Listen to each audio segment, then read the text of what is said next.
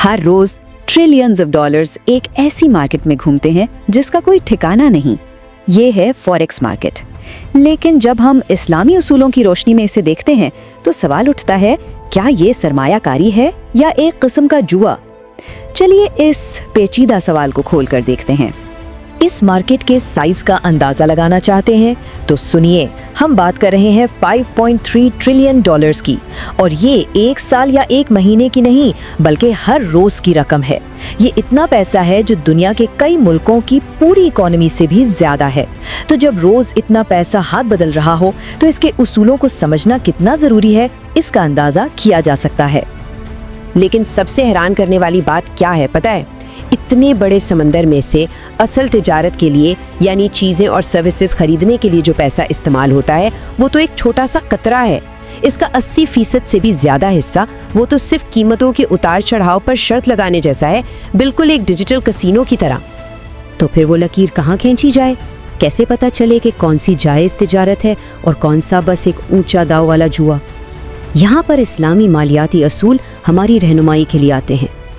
अच्छा, तो इस सवाल का जवाब ढूंढने के लिए हमारा सफर कैसा होगा? सबसे पहले 2 सुनहरे उसूलों को देखेंगे, फिर ये समझेंगे कि पैसा असल में है क्या। उसके बाद फॉरेक्स मार्केट की सैर करेंगे, हर चीज को शरिया की कसौटी पर परखेंगे और आखिर में ट्रेडिंग और शर्त लगाने में क्या फर्क है इसको बिल्कुल वाजे कर देंगे। तो सबसे पहले बुनियाद की बात करते हैं। इस्लामी फाइनेंस में सारी इमारत 2 बुनियादी सुतूनों पर खड़ी है, रिबा और ग़रार। अगर ये दोनों समझ आ गए तो समझ लें आधी बात क्लियर हो गई। तो पहला सुतून है रिबा। आम जुबान में हम इसे सूद कहते हैं, लेकिन इसका मतलब क्या है?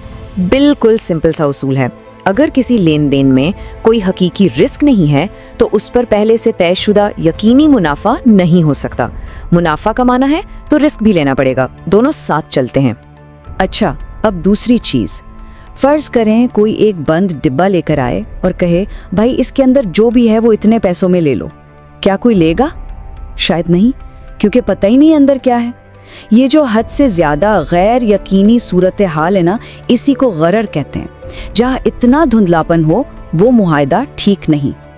तो देखें कितनी खूबसूरत बात है।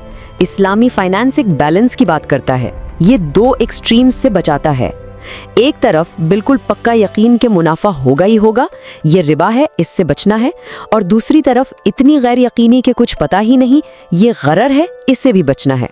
सही तिजारत इन दोनों के बीच में कहीं होती है। अच्छा, ये उसूल तो समझ आ गए, मगर सवाल ये है कि आजकल जो हमारे पास कागजी नोट हैं, इन पर ये कैसे लागू होंगे? क्या $1 का नोट सोने के सिक्के की तरह है? ये बहुत अहम सवाल है, क्योंकि इसके जवाब से ही तय होगा कि फॉरेक्स ट्रेडिंग जायज़ है या नहीं। तो इस्लामी कानून के माहिरीन के लिए बुनियादी सवाल यही बन जाता है कि आखिर आज की इस पेपर करेंसी को हम क्लासिफाई कैसे करें? इसकी शरई हैसियत क्या है? इस पर ना मोटे तौर पर 2 अलग अलग ख्यालात हैं। एक ग्रुप कहता है कि ये पेपर करेंसी समने हकीकी है, मतलब बिल्कुल सोने चांदी जैसी, जिसकी अपनी जाती कीमत है, जबकि दूसरा ग्रुप कहता है नहीं, ये समने इस्तिलाही है, यानी ये बस एक टोकन है। इसकी कीमत इसलिए है क्योंकि कानून कहता है और हम सब मान गए हैं। और ये फर्क मामूली नहीं, बहुत बड़ा फर्क है। क्यों? क्योंकि अगर करेंसी को सोने जैसा हकीकी माना जाए तो उसके एक्सचेंज के रूल्स बहुत सख्त हो जाते हैं। इसका मतलब है लेन देन ऑन द स्पॉट होना चाहिए, हाथ के हाथ। दोनों पार्टीज को फौरन कब्जा मिलना चाहिए। इसमें डिले यानी ताखीर की कोई गुंजाइश नहीं होती। तो चलिए इन सारे उसूलों को जहन में रखते हुए अब जरा फॉरेक्स मार्केट की दुनिया में चलते हैं।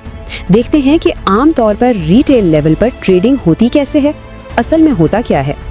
अब देखें, करेंसी ट्रेड करने के कई प्रोडक्ट्स मार्केट में मौजूद हैं, लेकिन उन सब में सबसे अहम सवाल जो पूछना चाहिए वो ये है, क्या असल में करेंसी की मिल्कियत हाथ बदल रही है? इस चार्ट में गौर से देखें, सिर्फ एक किस्म की ट्रेड है जहां आपको कंस्ट्रक्टिव पोजेशन यानी हुक्मी कब्जा मिलता है। बाकी सब में सिर्फ कीमत के उतार चढ़ाव पर एक किस्म की शर्त लगाई जा रही है। तो अब वक्त आ गया है कि इन प्रोडक्ट्स का शरिया लिटमस टेस्ट किया जाए। चलिए इनको रिबा और गरार के माइक्रोस्कोप के नीचे रखते हैं और देखते हैं कि क्या नतीजा निकलता है। पहले बात करते हैं CFD की, यानी कॉन्ट्रैक्ट फॉर डिफरेंसेस। यहाँ क्या हो रहा है? यहाँ कोई करेंसी खरीदी या बेची नहीं जा रही, यहाँ तो बस उसकी कीमत की डायरेक्शन पर शर्त लग रही है। मतलब अगर ट्रेडर जीता तो ब्रोकर हारा, और अगर ट्रेडर हारा तो ब्रोकर जीता। ये एक जीरो सम गेम है, कोई नई वैल्यू क्रिएट नहीं हो रही, बस पैसा इधर से उधर हो रहा है। इसमें खरार यानी हद से ज्यादा गैर यकीनी पाई जाती है, इसलिए ये जुए या किमार के दायरे में आ जाता है। अब इसके बिल्कुल बरक्स देखें फिजिकल इफेक्ट्स ट्रेड को। यहाँ क्या होता है, यहाँ करेंसी वाकई में एक अकाउंट से दूसरे में ट्रांसफ़र होती है। जैसे ही वो फंड्स दूसरे पार्टी के अकाउंट में क्रेडिट हो जाते हैं, उसे कंस्ट्रक्टिव पोजेशन या हुक्मी कब्जा मिल जाता है, बिल्कुल वैसे ही जैसे बैंक ट्रांसफ़र के बाद पैसा हमारा हो जाता है, चाहे हमने उसे हाथ में ना पकड़ा हो। क्योंकि यहाँ असल एसेट की मिल्कियत ट्रांसफ़र हो रही है, इसलिए ये ट्रेड कुछ शराइत के साथ जायज़ हो सकती है। और ये सिर्फ किसी एक आलिम की राय नहीं है। दुनिया भर के मुस्तनिद इदारे जैसे कि मलेशिया की इस्लामिक रिलीजियस काउंसिल की फतवा कमेटी इस नतीजे पर पहुंचे हैं कि आम इलेक्ट्रॉनिक प्लेटफॉर्म्स के जरिए जो स्पॉट फॉरेक्स ट्रेडिंग होती है वो जायज़ नहीं है। वजह वही है, इसमें रिबा के एलिमेंट्स हैं, जुए जैसे अनासिर हैं और कब्जा वाजे नहीं होता।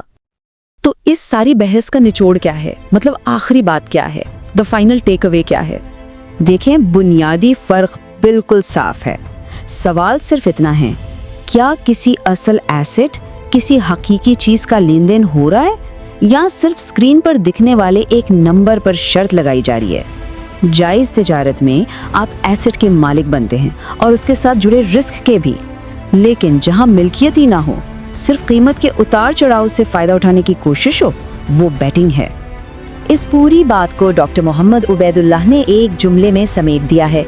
वो कहते हैं, रिबा और रिस्क एक ही कॉन्ट्रैक्ट में एक साथ नहीं हो सकते।